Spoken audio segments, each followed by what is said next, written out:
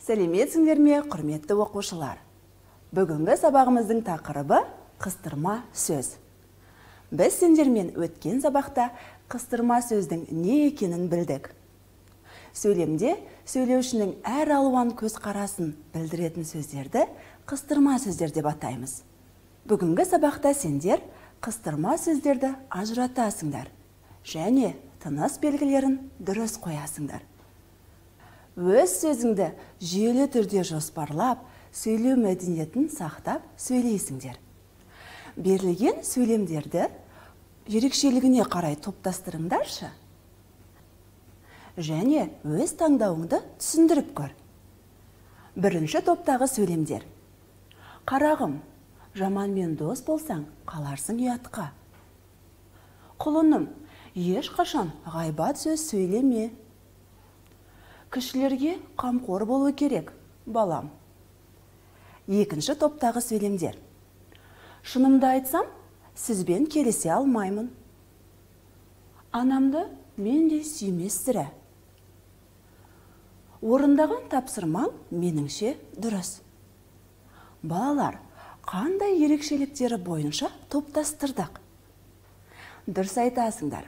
Бірінші топтағы сөйлемдер қаратпа сөздері бар сөйлемдер.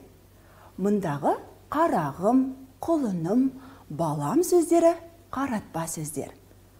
Екінші топтағы сөйлемдерде қыстырма сөздер бар. Мұндағы шынымды айтсам, сірә, меніңше сөздері қыстырма сөздер. Қаратпа сөз және қыстырма сөз сөйлемде үтір арқылы ажыратылады. Енді балалар, қаратпа сөз бен қыстырма сөзді Вен диаграммасы арқылы ұқсастығы мен айырмашылығын тауып көрейік. Қаратпа сөз біреудің назарын аудару үшін қолданылады.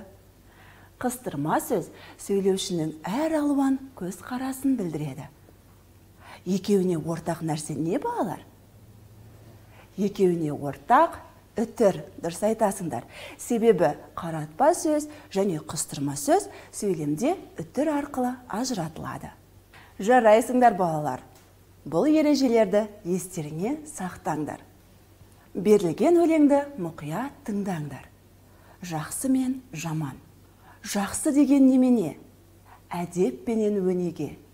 Үлкендерді сыйлауың, ақыл сөзін тыңдауың.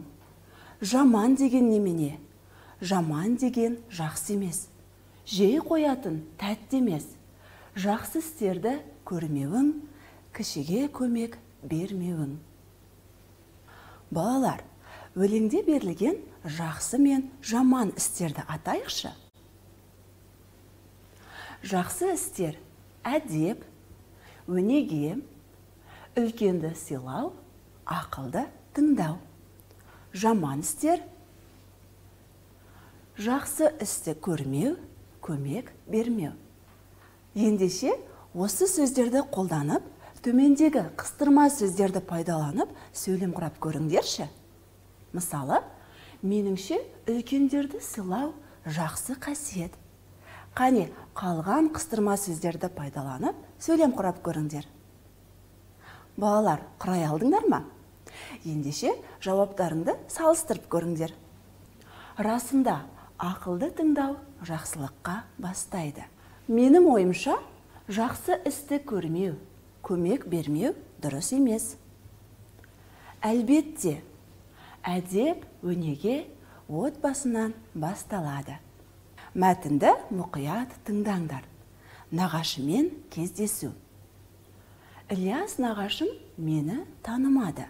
Оңашада жөнімді айтып, танытып алайын дедім. Мені танисыз ба? Шырағым, жаңылып қалдым ба? Таныңқырамадым. Шын, танымайсыз ба? Рас, танымадым. Сәкенді білуші ме едіңіз? Қай Сәкен? Сейфолланың Сәкені ме? Әрине, білем. Ендеше, сол Сәкен менмін, дедім. Нағашым селк ете түскендей болды. Балалар, мәтіннен қыстырма сөздерді тауып көріңдерші. Қане, бірге табайық. Шын, рас, әрине, ендеше. Бұл сөздер қыстырма сөздер болады. Және қыстырма сөздер сөйлемнің басында кездескен. Қыстырма сөзден кейін үтір қойылған. Ал балалар, мұндағы шырағым сөзі қандай сөз? Дұрыс айтасыңдар, шырағым сөзі қаратпа сөз болады. Бізге берілген сөйлемдерде тыныс белгісі жоқ. Қыстырма сөздерді тауып, тыныс белгілерін қойыңдар. Ол шынында да жақсы бала. Рас, ол өте көп біледі. Бұл тапсырманы орындамағансың ау сірә? Балалар, бірінші сөйлемде қыстырма сөз шынында да. Қыстырма сөздің екі жағынан үтір қойылған. Екінші сөйлемде рас қыстырма сөзі сөйлемнің басында кездескен. Және қыстырма сөзден кейін үтір қоямыз. Үшінші сөйлемдегі қыстырма сөз сірә сөйлемнің соңында кездескен. Қыстырма сөздің алдынан үтір қоямыз. Бұл тыныс белгілерін естеріңе сақтаңдар. Балалар, өмірде кездесетін жағдаятты оқып, өз пікірлеріңді білдіріңдерші. Бауыржан түскі үзілісте асханаға барды. Адам көп екен. Кезекте тұрғандардың арасына кимелеп кіріп кетті. Кезекте тұрғандар реніш білдіріп, Бауыржанға жаратпаған кейіп танытты. Бірақ Бауыржан түк естімегендей тұра берді. Бауыржанның орнында сен болсаң, не істер едің? Меніңше, Бауыржанның әрекеті әдепсіздік. Өз кезегіңді күтпей, басқаларға ыңғайсыздық тудыру дұрыс емес. Егер ол соншалықты керек болса, кезекте тұрғандардан кешірім сұрап, рұқсатын алу керек. Балалар, бүгінгі сабақты қорытындылау мақсатында тест тапсырмасын орындайық. Қыстырма сөздің қызметін анықта. А. Хабарлама жасау. Біреудің назарын аудару. Б. Көзқарасын білдіру. Қай нұсқаны таңдайсыңдар? Дұрыс жауабы көзқарасын білдіру. Қыстырма сөзден кейін қандай тыныс белгі қойылады? А. Нүкте. Леп белгісі. Б. Үтір. Дұрыс жауабы үтір. Қыстырма сөзі бар сөйлемді тап. А. Ата, қалыңыз қалай? Әрине, мені жақсы көреді. Б. Жақсы сөз жарым араз. Дұрыс нұсқасы әрине, мені жақсы көреді. Тыныс белгісі дұрыс қойылған сөйлемді тап. А. Көңіл қалса, бір өкініштісі қалпына келтіру қиын. Әрине, соңғы шешімді өзің қабылдайсың. Б.